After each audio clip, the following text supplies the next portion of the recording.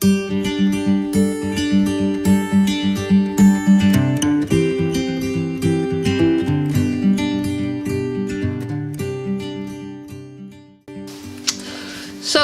we are in the dead of winter here on Manitoulin Island, and we are living in our off-grid home. And I just wanted to do a quick review of my unique off-grid appliance. This thing is fantastic. I just love it. The grates are really easy to remove, cast iron, really good and heavy, easy to clean. It has 4 burners, like most stoves do.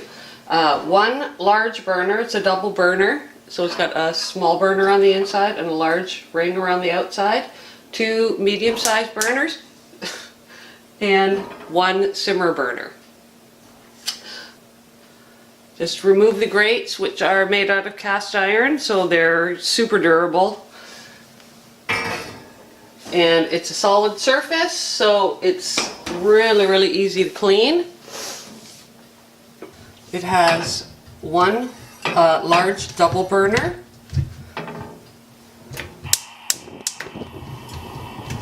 So it's got a small interior burner, a large exterior, 2 medium-sized burners, and 1 small simmer burner, which is fantastic. That's a perfect thing to have. The controls are up front. They're very easy to deal with, very easy. Just push it in, and it's got a battery igniter, so it doesn't have a pilot light, no standing pilot.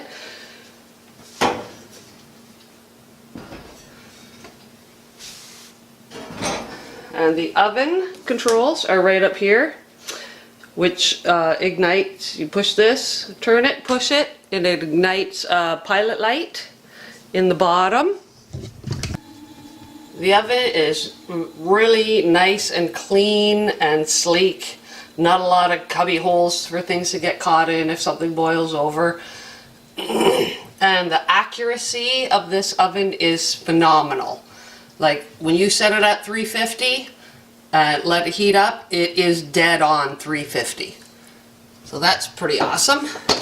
And down in the broiler, come on. There's the pilot. Turn it on. It ignites. Beautiful flame. Beautiful coverage of everything. Great for broiling under here. So when you turn it on, you ignite the pilot, and the pilot stays on as long as the stove is on. Then when you turn it off, the pilot goes out. So you don't have a standing pilot light. There are 2 things that I don't like about this stove. One is it'd be nice to have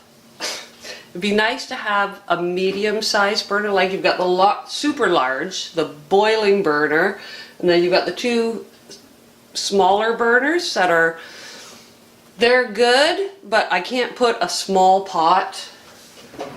If you have a small pot like this one, it doesn't really, like the burner tends to, let me light it up. I don't know how well you can see that, but the burner is a little bit large for a small pot. So it's a little awkward when you're trying to just boil something in a small pot, like cooking vegetables or something. It'd be nice if there was an in-between burner. If they just had one that wasn't quite as large as these. So you'd have 4 different sizes of burners. Simmer burner's fantastic. The other thing I don't like is when you're igniting the pilot for the oven, you actually have to get down on your hands and knees and watch it to make sure that it ignites, because you can push this and ignite it, but the oven will still turn on. I don't think the gas will turn on, but you have to double check to make sure your pilot is lit for it to ignite the oven. But other than those 2 things, this is a super fantastic stove. And yeah, I don't regret buying it for 1 second.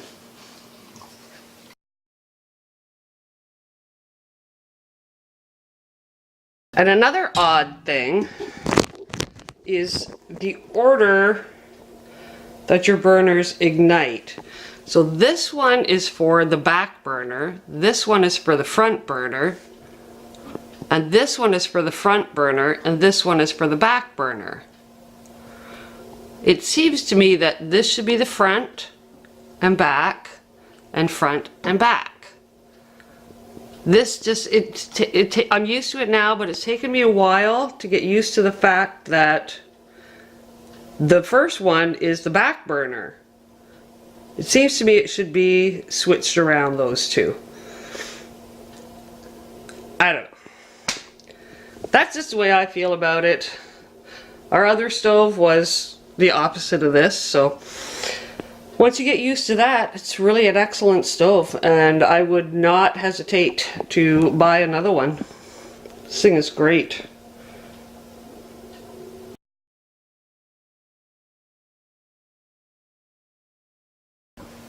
Years ago, when I was just a little girl living on the farm, growing up on a farm down in southern Ontario,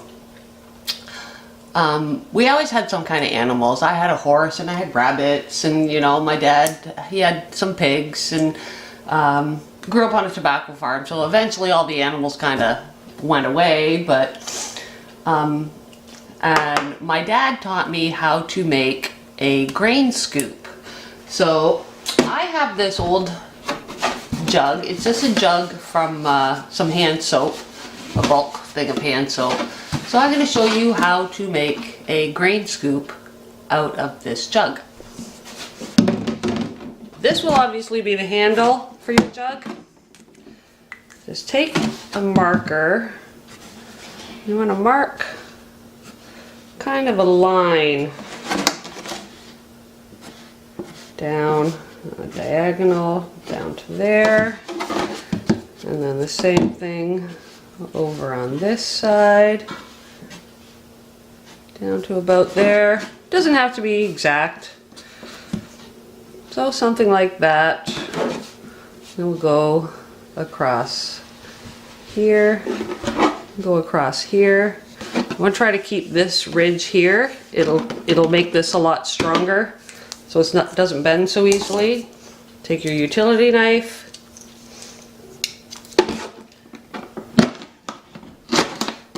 and carefully, oh, this one's pretty cheap. You can do this with scissors as well.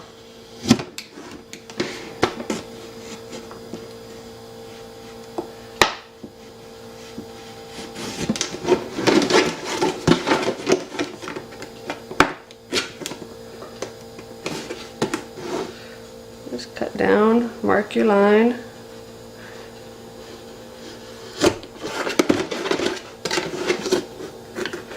And across the top.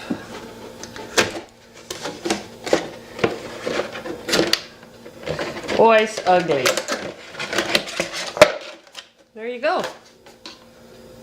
Got a nice little scoop. I think I'm going to use that in my bird feeder.